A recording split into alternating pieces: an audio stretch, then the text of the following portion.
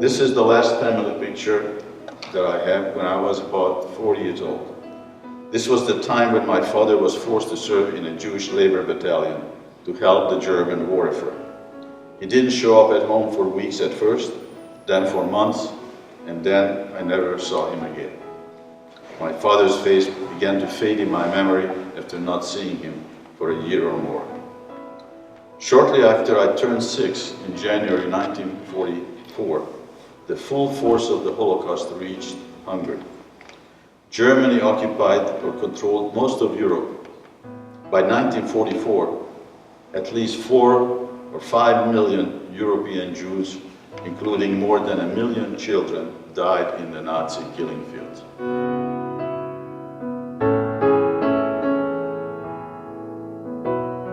Having speakers, witnesses to the Holocaust is incredibly important to us. We can have a museum that shows graphics, pictures, but to have someone to say, I witnessed this, that I was there, helps to make an impression for the students that is completely different than if it's taught without a first-hand witness to what goes on. So when someone does it as well as Mr. Ratonyi does, the students walk away knowing that they have really witnessed history, not just heard about it.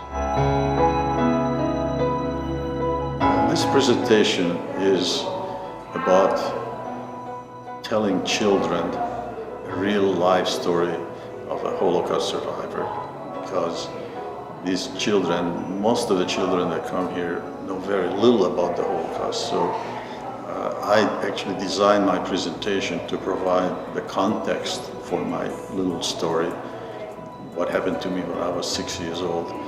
But the idea is not just to tell them a childhood story, but put it in the right context of why it happened and what was going on at the time when this terrible tragedy happened in Europe, right alongside with World War II. I think it was very interesting just to hear someone's view of the Holocaust, considering the fact of how terrifying it was. I think it was very brave for him to be able to step up and talk to an audience about his experience. And he said that when the army came in and yelled bread just to give them food, that kind of made me a little heartwarmed. Like, I'm happy that they were able to get food and be able to eat something.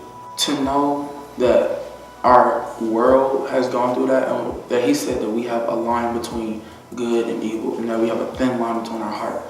It makes me want to know that I make sure that I never go past that line into evil, and that I stay into my good side. We love Mr. Ratonyi's presentation. He does an excellent job of conveying the story of his family, history, to the students. He is a perfectionist when it comes to making sure the visual and the story is conveyed to all of our visitors here at the museum.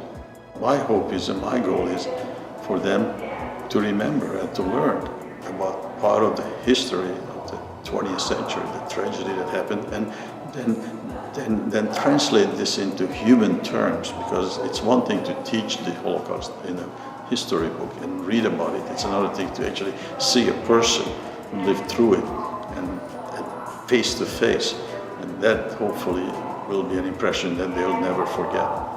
And as I usually say to them, by listening to someone like me, they become a witness to the Holocaust. So that's the goal. I thought it was amazing. It was really inspirational, and I just loved how brave he was to finally, tell his story, and I really liked it. Well, I can definitely tell people that I came to this museum and heard somebody who was there who told their story, and I can just kind of pass on the information to other people. Here in the Atlanta community, there's a large group of survivors. We estimate that there is about 100 survivors still alive in Atlanta. Obviously, most of them were very young at the time of the Holocaust. Not all of them want to speak. It's too difficult emotionally for them to speak.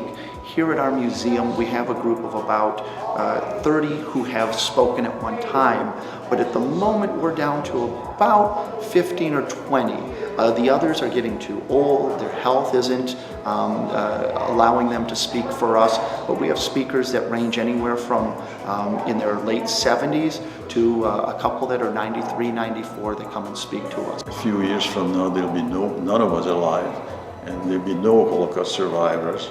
And I felt like almost literally like an obligation to do that. And if I can quote my friend who actually talked me into speaking for the first time at the Baptist church, after I complained to him that, look what you got me into. And he told me, he says, no, you're doing God's work. So maybe he's right.